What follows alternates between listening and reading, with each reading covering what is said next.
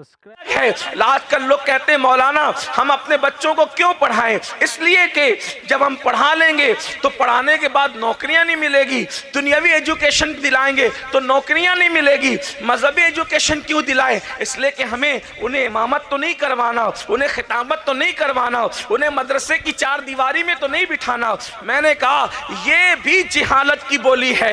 लोग कहते हैं नौकरियां नहीं मिलती इसलिए दुनियावी एजुकेशन नहीं दिलाते। हमें किसने कह दिया कि दुनियावी एजुकेशन हम नौकरी की वजह से दिलाते हैं? हम नौकरियों की वजह से बच्चों को नहीं पढ़ाते, हम तो अच्छा इंसान बनाने के लिए अपने बच्चों को पढ़ाते हैं। और बात यह है, आप कहते हैं हाफिज बनाएंगे, आलिम बनाएंगे तो मस्जिद में इमामत करनी पड़ेगी। मैं आपसे पूछना चाहता हूं, ये किसने जिहालत की बात कह दी कि हर हाफिज कुरान के लिए इमामत फर्ज है और हर आलिम दीन के लिए मदरसे की चार दीवारी में नौकरी करना लाजमी है? आपसे पूछना चाहता हूं, इमामुल अइम्मा, सिराजुल उम्मा, काशिफुल गुम्मा किस मदरसे के सर्वेंट थे? वो किस मदरसे में नौकरी करते थे? वो किस मस्जिद में मुलाजिमत करते थे? अल्लाह की इज्जत की कसम, मेरा इमाम जिसे दुनिया इमाम आजम अबू हनीफा के नाम से जानती है, करोड़ों हनफियों का इमाम है और उन करोड़ों हनफियों में गरीब नवाज जैसा हनफी, महबूब इलाही जैसा हनफी, दाता अली हुजवेरी जैसा हनफी, अल्लाह अकबर कुतुबुल अक्ताब बाबा कुतुबुद्दीन बख्तियार काकी जैसा हनफी, अपनी नमाज जनाजा खुद पढ़ाने वाला साबिर पाक जैसा हनफी, ऐसे हनफियों का इमाम है इमाम आजम अबू हनीफा।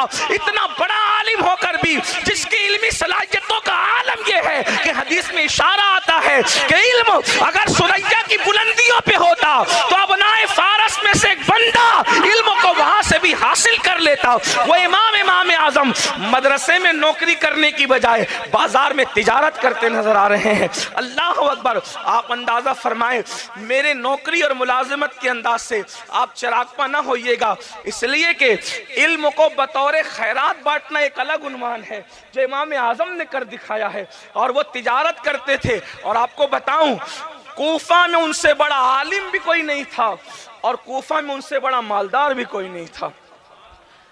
आज जरूरत है हम अपने बच्चों को दीनी और दुनियावी एजुकेशन दोनों दिलवाएं। उसका क्या नतीजा क्या निकलेगा? नतीजा यह निकलेगा जो अभी आप सुनेंगे। आज एजुकेशन न होने की बुनियाद पर हमारी कौम के ताजिर 250 रुपए की चप्पल बेचने के लिए अल्लाह की झूठी कसम खाते हैं। इतना गिर चुका है मुसलमान, 200-250 रुपए की चप्पल बेचने के लिए अल्लाह की झूठी कसम खा रहा है। और अल्लाह की झूठी कसम खाने पर उसको क्या वईद है कुछ पता ही नहीं है, नहीं मालूम है उसको झूठी कसम का अंजाम क्या है। किसी दोस्त को मनाने के लिए अल्लाह की झूठी कसम खा रहा है। हद तो यह है कि 100 रुपए की पालक की सब्जी बेचने के लिए वो अल्लाह की झूठी कसम खा रहा है। और झूठी कसम का खमियाजा क्या है, उसकी सजा क्या है? अल्लाह पाक हदीस कुदसी में फरमाता है कि मेरे नाम को कसमों का निशाना ना बनाओ, जो मेरे नाम की झूठी कसम खाएगा मैं उसकी 7 पुश्तों तक लानत करूंगा। इल्म नहीं है, अपनी नस्लें बर्बाद कर रहे हो, अपनी नस्लें तबाह कर रहे हो, अपनी नस्लों को बर्बादी के दहाने तक पहुंचा रहे हो। ये जो रिवायत मैंने पढ़ी इसको इब्ने हजर ने अपनी किताब में लिखा। अब आइए, अगर आप अपने बच्चों को इल्मे दीन सिखाओगे, और पहली बात तो हम लोग दीनी और दुनियावी उलूम में फर्क नहीं करते, उसकी वजह यह है कि सारे उलूम ही कुरान से निकले हैं। दीनी और दुनियावी उलूम की तकसीम तो बाद में किसी साजिश के तहत की गई है। सारे उलूम हमारे यहाँ से चले हैं।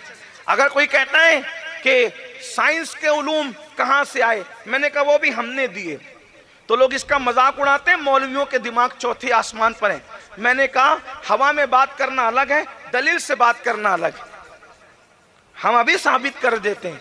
और एक बात नहीं, मैं तो कोई मुहक्किक नहीं हूं, एक तालिबे इल्म हूं, लेकिन आपको ये जरूर कहूंगा, आप अलजेब्रा, ज्योमेट्री, साइंस, किसी भी इल्म को मेरे सामने ला कर रखिए, इंशाअल्लाह तबारक व तआला मैं अपने औलिया और अपने असलाफ के अकवाल से उसके ज़ाब्ते साबित करूंगा इंशाअल्लाह।